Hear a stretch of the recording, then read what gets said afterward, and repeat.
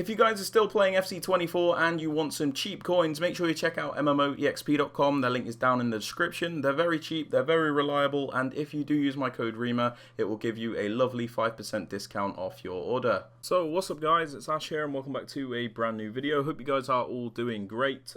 Today we have my 4-3-2-1 custom tactics, which helped me go 11-0 in FUT Champs. We just went to rank 5 this week. As I don't have too much time, but yeah, they've been really nice, and yeah, I hope you guys do enjoy them. Please be sure to drop the video a thumbs up just before we get into it, as it does help me out.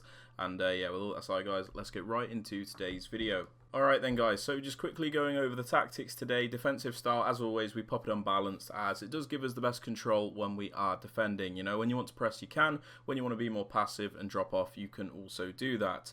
For the defensive width guys, I've been keeping this on 35 the past couple of weeks. It's really nice, keeps your defense in a nice narrow and compact shape to block out all those attacks through the middle, but you also have decent coverage in case an opponent goes down the wing. So you're narrow but not too narrow in your defense. Now in the past few videos I've been saying I don't really like 100 depth, but the gameplay has been pretty horrendous for me, where defending manually has been a lot more difficult, because even when you time something it doesn't work. So I've had to rely on the AI a lot more, and 100 depth has just made things so much easier when the gameplay is terrible, because you get that automatic press from the AI, every player's marked, and you just kind of win the ball back automatically. I wouldn't normally use this, but it has been helping me out at the moment. I would usually go for something like 65, but yeah, depth is a preference based thing. Now for the build up, we have it unbalanced, as I find it to be the most consistent and varied way to build up. You can play slowly when you want, play fast when you want, and I just think the AI is a lot better. I don't really like any of these individual settings, so we just go for balanced. For the chance creation guys, direct passing, very important in this game. It's the only way to consistently score in the meta of the game. It's like a very push forward, track back kind of movement, which really does help beat the park the bus AI. For the attacking width, you can pretty much use what you want. I'm using 39. It is quite narrow, but I have been liking it, and I do have that extra width when I send my fullback forwards, which you'll get into in the instructions. But with the width, you can pretty much just pick what you want. All you need to know is the lower the width, the more narrow your attack, and vice versa. Now for the players in the box, we have this on 7, nice and balanced in my opinion. Get quite a few players into that penalty area without completely over-committing, so you're not always as vulnerable to counter-attacks. And the corners and the free kicks, we have them both on 2, but you can do what you want with that. Now moving on to the player instructions, the striker, we have them on stay central and getting behind. Stay central to keep them in the middle, we don't really want them drifting out wide, we keep them as that focal point up top. And we also have them on getting behind to force those movements out of the player.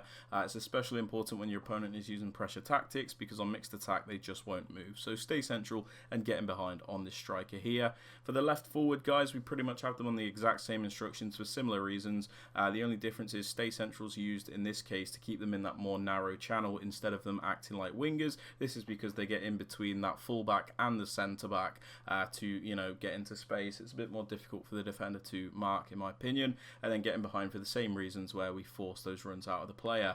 Now for the right forwards, we have them on getting behind and come back on defence. Getting behind again for the same reasons as the 2 other forwards, where we want them to make runs, but we also have them on come back on defence, so it'll make it defend in a 4-4-2. So this player will come back to defend as a right midfielder in a 4-4-2 shape, leaving these 2 players, the left forward and the left forward and the striker, up top when we are defending. This is because it gives us a much more compact defensive shape, and we also have good coverage of the wings with a right mid and a left mid, and also those 2 central areas with those 2 centre mids. Now for this right centre mid, the more box to box, I'll just have them on the default, and then cover centre, and I also pop them on get into the box across. Cover centre is important as it makes them defend as one of those 2 centre mids in the 4-4-2 shape, and I just have them on get into the box across as an extra player in the penalty area. You guys don't have to do this if you don't want to.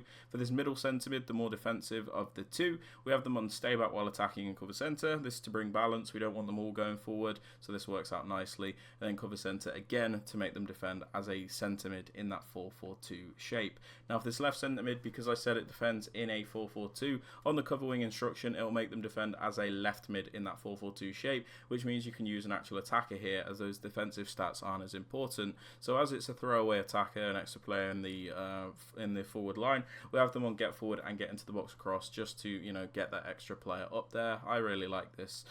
But yeah, now for the fullbacks, the most attacking one, my right back, we have them on balanced overlap. This is because the 4-3-2-1 is narrow and we need that extra width to stretch out the defence and give us that wider option. So we pop them on balanced overlap as it allows for us to do that.